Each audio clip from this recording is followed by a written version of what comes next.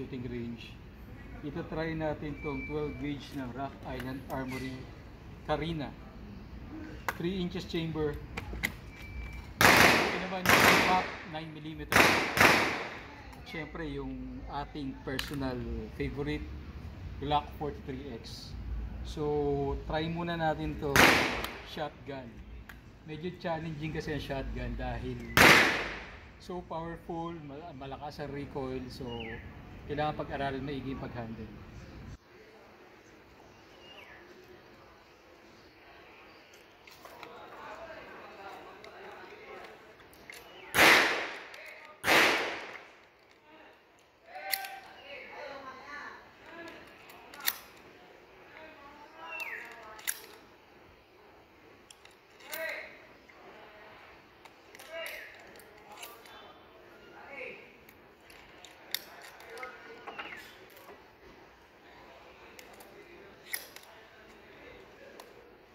Okay, let's go.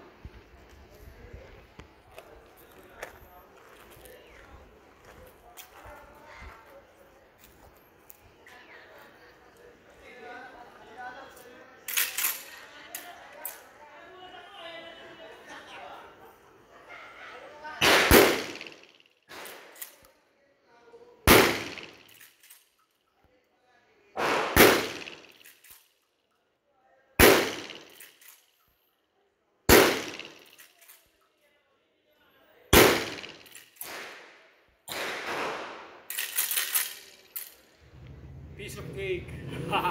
Tignan natin.